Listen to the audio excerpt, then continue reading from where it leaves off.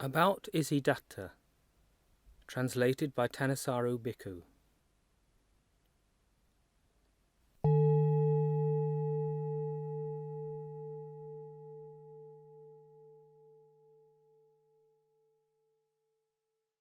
On one occasion, a large number of senior monks were living near Machikasanda, in the wild mango grove.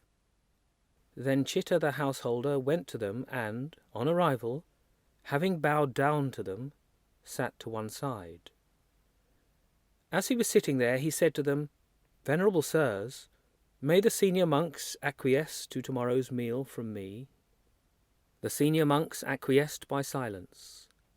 Then Citta the householder, sensing the senior monk's acquiescence, got up from his seat and, having bowed down to them, circumambulated them, keeping them to his right, and left. When the night had passed, the senior monks put on their robes in the early morning and, taking their bowls and outer robes, went to Citta's residence. There they sat down on the appointed seats. Citta the householder went to them and, having bowed down to them, sat to one side. As he was sitting there, he said to the most senior monk, "Venerable sir, concerning the various views that arise in the world, the cosmos is eternal, or the cosmos isn't eternal. The cosmos is finite, or the cosmos is infinite. The soul and the body are the same, or the soul is one thing, the body another. A Tathagata exists after death, or a Tathagata doesn't exist after death. Or a Tathagata both exists and doesn't exist after death, or a Tathagata neither exists nor doesn't exist after death. These, along with the 62 views mentioned in the Brahmajala, when what is present do these views come into being, and when what is absent do they not come into being?" When this was said, the senior monk was silent. A second time, a third time, Citta the householder asked, "Concerning the various views that arise in the world, when what is present do they come into being, and what is absent do they not come into being?" A third time the senior monk was silent. Now on that occasion, Venerable Isidatta was the most junior of all the monks in that community. Then he said to the senior monk, "Allow me, Venerable Sir, to answer Citta the householder's question." "You may answer it, friend Isidatta." "Now, householder, are you asking this? Concerning the various views that arise in the world, when what is present do they come into being, and what is absent do they not come into being?" "Yes, Venerable Sir." "Concerning the various views that arise in the world, householder, when self-identity view is present, these views come into being. When self-identity view is absent, they don't come into being." "But, Venerable Sir, how does self-identity view come into being?" "There is the case, householder, where an uninstructed, run-of-the-mill person, who has no regard for noble ones, is not well versed or disciplined in their Dhamma, who has no regard for men of integrity, is not well versed or disciplined in their Dhamma, assumes form to be the self, or the self as possessing form, or form as in the self, or the self as in form.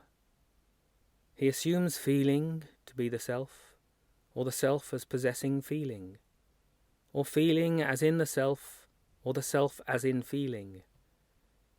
He assumes perception to be the self, or the self as possessing perception, or perception as in the self, or the self as in perception.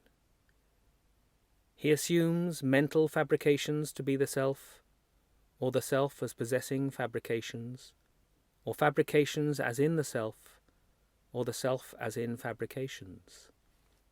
He assumes consciousness to be the self, or the self as possessing consciousness, or consciousness as in the self, or the self as in consciousness. This is how self-identity view comes into being. And, Venerable Sir, how does self-identity view not come into being?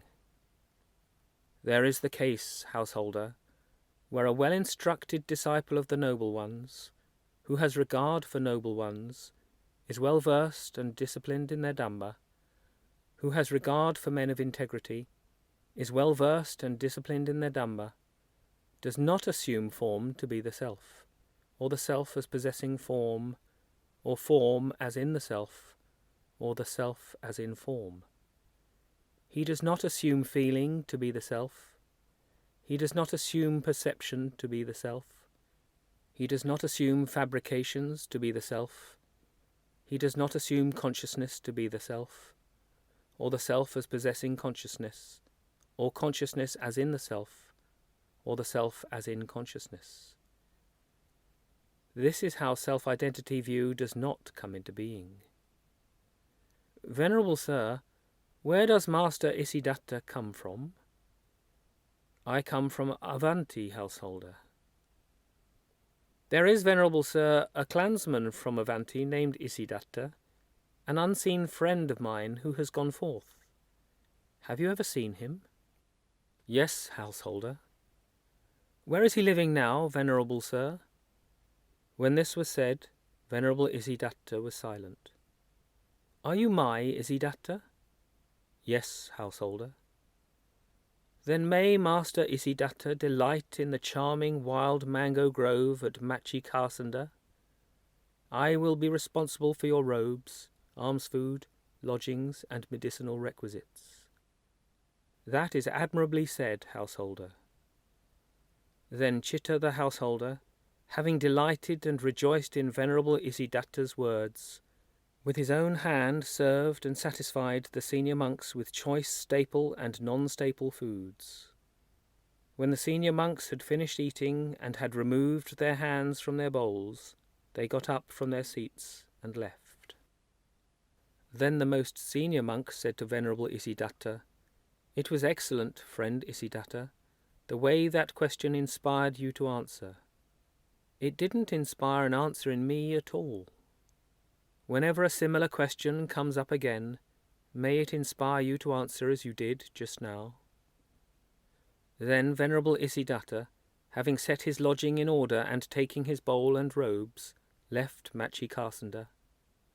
And in leaving Machikasanda, he was gone for good and never returned.